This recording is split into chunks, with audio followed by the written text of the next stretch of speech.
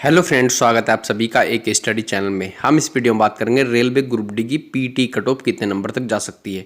जैसे कि सभी कैंडिडेट को पता है कि आंसर की आ गई है और सबने मैच कर भी ली होगी और सबको अपने नंबर पता भी होंगे कि कितने नंबर तक कट ऑफ जाएगी। ये भी ज़्यादातर जानकारी मिल गई हो ये आपको, क्योंकि अलग अलग यूट्यूबर सभी बता रहे हैं, देखा भी होगा आपने।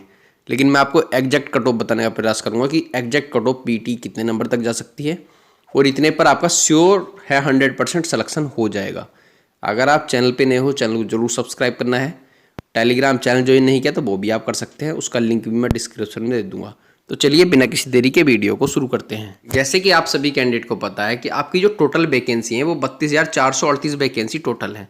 लेकिन जो पीटी के लिए स्टूडेंट बुलाए जाएंगे वो 3 गुना कैंडिडेट बुलाए जाएंगे, 57,314 कैंडिडेट। लेकिन ये सच्चाई है या नहीं है, इसके बारे में बता देता हूँ मैं आपको। जैसे कि आप सभी कैंडिडेट को पता है कि वैकेंसी तो आपकी 32,438 ही हैं, लेकिन इसमें सीसीए वाले कैंडिडेट भी हैं, एक्स सर्विसमैन वाले कैंडिडेट भी हैं, पीडब्ल्यूबीडी वाले कैंडिडेट भी हैं 32,438 वैकेंसी में। तो इनकी कुल मिलाकर जो वैकेंसी बननी है वो 14,828 वैकेंसी बननी है। अब बात कर लेते हैं, नॉर्मल वैकेंसी है 32,438, 14,828 अगर आप इसमें से घटाओगे तो 17,610 वैकेंसी बचेंगी जो नॉर्मल कैंडिडेट के लिए रहेंगी। मात्र 17,000 वैकेंसी हैं इस बार, बहुत कम वैकेंसी हैं और फॉर्म की संख्या 1 करोड़ प्लस ही है। मैं बता दूं आपको, तो पीटी में 3 गुना कैंडिडेट लेंगे तो 52,830 कैंडिडेट का सिलेक्शन होने वाला है। जो पीटी में नॉर्मल कैंडिडेट सेलेक्ट होंगे सभी जोन में, 16 आरआरसी हैं जैसे कि सभी कैंडिडेट को पता है, आरआरबी, तो उसमें 52,830 कैंडिडेट का ही सिलेक्शन होगा। अब जैसे कि आप सभी कैंडिडेट को पता है कि मैं जयपुर जोन की बात करूं तो जयपुर जोन में वैकेंसी तो आपकी टोटल जो है आपकी 1433 वैकेंसी हैं। लेकिन जैसे कि सभी कैंडिडेट को पता है इसमें सीसीए वाले कैंडिडेट भी हैं, पीडब्ल्यूबीडी वाले कैंडिडेट भी हैं और इसमें एक्स सर्विसमैन वाले कैंडिडेट भी हैं।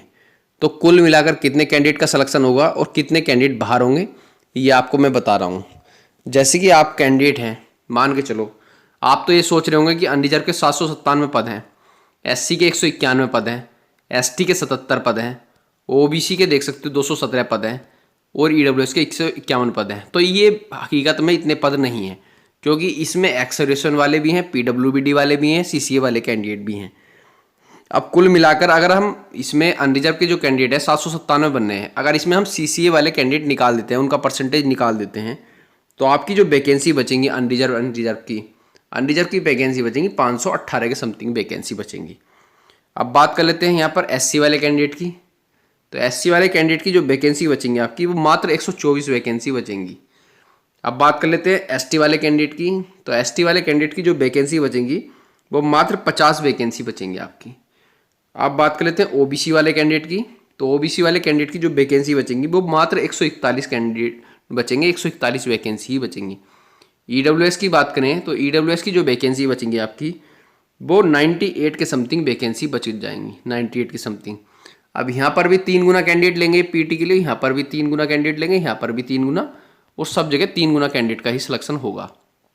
अब अनरिजर्व के कितने कैंडिडेट का सिलेक्शन होने वाला है? ओबीसी के, एससी, एसटी, ईडब्ल्यूएस के। तो अनरिजर्व के जो कैंडिडेट बुलाएंगे ये 1554 के समथिंग कैंडिडेट बुलाएंगे पीटी के लिए। पीटी पास 1554 कैंडिडेट करेंगे। एससी के जो करेंगे वो 374 के समथिंग कैंडिडेट पास करेंगे, 374। और एसटी के करेंगे कम से कम 150 कैंडिडेट, एसटी के 150 करेंगे। ओबीसी की बात करें तो ओबीसी के मात्र 423 कैंडिडेट का ही सिलेक्शन होने वाला है। और बात कर लेते हैं ईडब्ल्यूएस के। तो ईडब्ल्यूएस के 294 कैंडिडेट का सिलेक्शन होगा ईडब्ल्यूएस के। अब ये अजमेर जोन में 1554 कैंडिडेट का तो अनरिजर्व में होने वाला है, एससी के 374 कैंडिडेट का होने वाला है, एसटी के 150, ओबीसी के 423, ईडब्ल्यूएस के 294 कैंडिडेट का सिलेक्शन होने वाला है।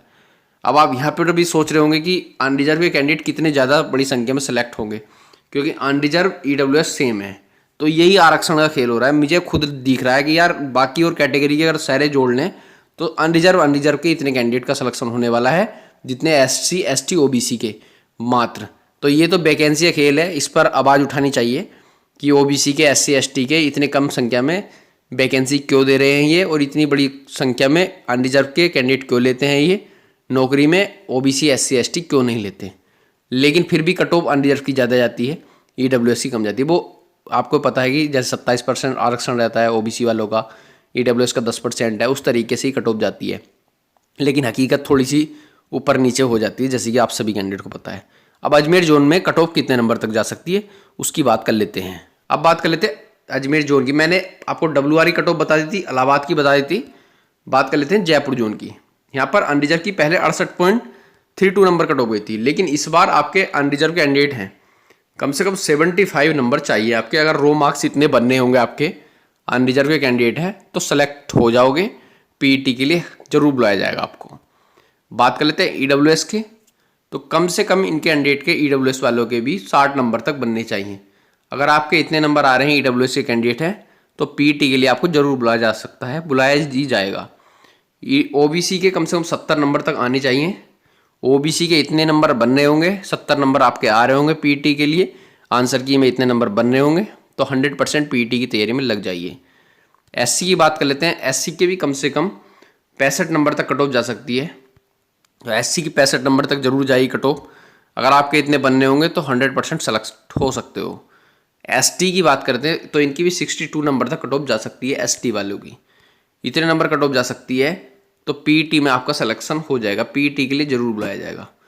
आप देख सकते हो यहाँ पर पिछली बार इतनी कट ऑफ गई थी आपकी, तो इस बार आपकी कम से कम 8-9 नंबर तक कट ऑफ बढ़ेगी।